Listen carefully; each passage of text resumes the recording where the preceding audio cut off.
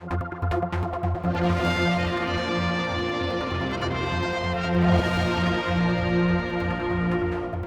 the name Summerland is finally to be put to rest. It's going to be replaced with the Wave. And everyone remembers where they were on that night of the fire.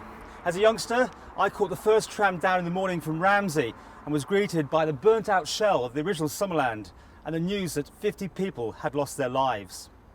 Right, well, in the latter part of last year we went out to public interest to find out just what interest there was in developing the site, and we've come forward now jointly with the Sefton Hotel, having selected their tender bid for their own proposals of the Wave. But I do think it's fantastic news for the island that we potentially have an iconic building here which will provide so much in the terms of leisure facilities for all ages.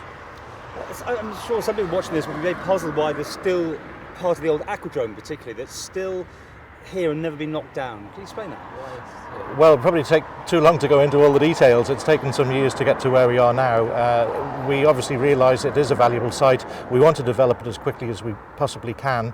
We have got this 4-month now window of opportunity to bring forward further the proposals that are emerging as we have seen them, and we obviously want to get rid of the eyesore that exists at the moment, and the new facilities will certainly be a welcome addition to what we can offer our tourists as well as, importantly, our residents.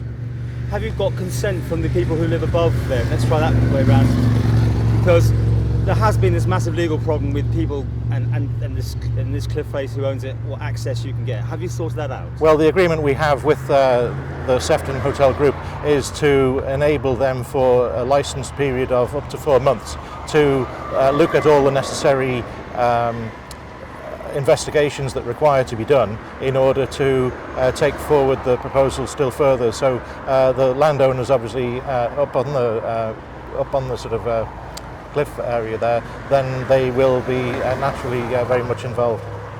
So have you got their consent? I don't think it's appropriate for me to comment when those matters are ongoing and they can't be concluded at this stage because we haven't got the result of the full investigations that need to be done. How much money is the government putting into this? Well, it's a limited amount of money to allow for these investigations that are going forward now. So I think that's a confidential matter between the Sefton and the Isle of Man government.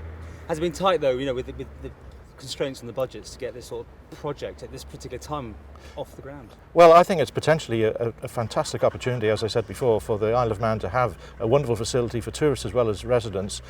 In terms of the budgeting issues that have faced the Isle of Man Department of Tourism and Leisure, then we have been able to make available the relatively small amount of money that's been required to look into these final issues that need resolving before the project can hopefully go ahead.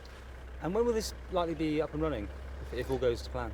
Well, the intention would be that if we make satisfactory progress with the investigations, the Sefton Group are going to take forward all the details, and then it would be my intention, subject to the approval of Council of Ministers, to bring forward something to Tynwald for consideration by members of Tynwald in July 2009, and then building could hopefully, subject to the planning process, get underway, and the project could be open in time for 2011, I understand. And would that finally put the name Summerland to rest once and for all?